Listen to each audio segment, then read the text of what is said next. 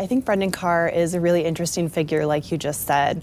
We have been hearing a lot about him over the last year or so, but like you noted, he's been part of the federal government for a very long time.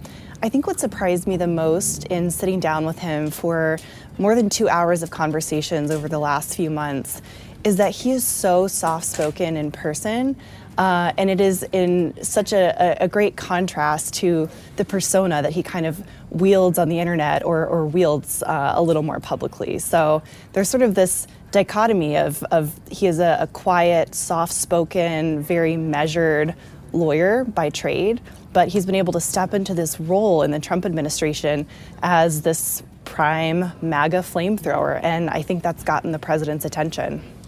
Kelsey, in my earlier career covering the media industry, I spent a lot of time at the FCC, a lot of bureaucrats there, but they get stuff done here. But each chairman of the FCC has his or own kind of agenda for how they envision the FCC. Should it be pro-business, pro-regulation? Where is this FCC with Mr. Carr? So it's interesting that you point that out, because I asked the chairman about that.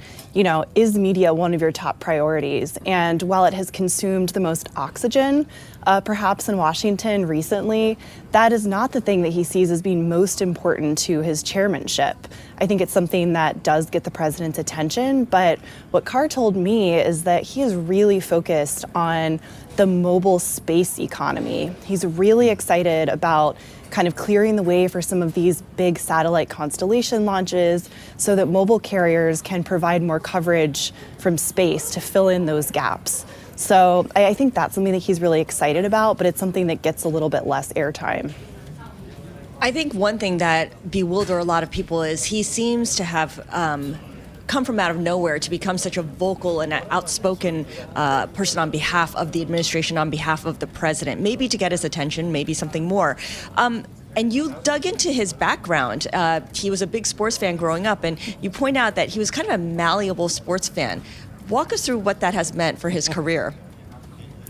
That's right. Brendan Carr has this uncanny ability to sort of pick the winning team and stick to rooting for that team while they're on top. I think we saw that in him being an Orioles fan until he was invited to throw out the first pitch by the Yankees last year. And since then, he's been rooting for the Yankees. He has rooted for Super Bowl teams that tend to do pretty well. So yes, I think he has really demonstrated that he's able to choose that winning team and show the loyalty there. And I think that's what he's done with President Trump. How about the FCC is one of those federal agencies that I think was founded on and prized its political independence. Is that still the case today, do you think?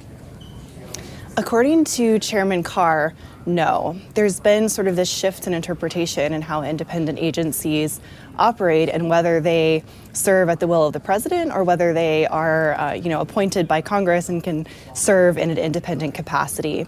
Chairman Carr recently told Congress that the FCC chairman and commissioners serve at the will of the president and that the president should be able to fire them unilaterally at any time. So the FCC has actually recently removed some language on its website that states its independence.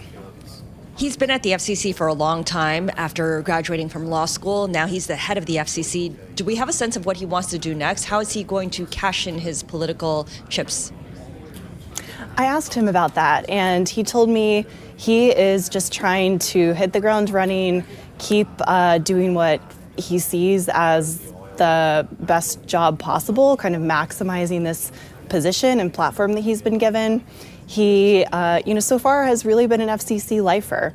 He told me he doesn't have any political ambitions and he's just trying to kind of finish the job for President Trump.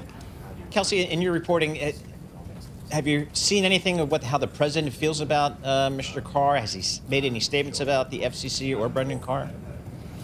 Yes, the president has on multiple occasions been very complimentary publicly of Brendan Carr. And he's particularly happy about how Carr has pulled no punches in calling out the quote unquote fake media, the media coverage that is less than positive for Trump. I think we most recently saw that happen on X when Brendan Carr boosted something that Trump said over the weekend about coverage of the Iran war. And Carr said that he thinks the news networks need to pay attention and do a better job of covering that conflict from both sides.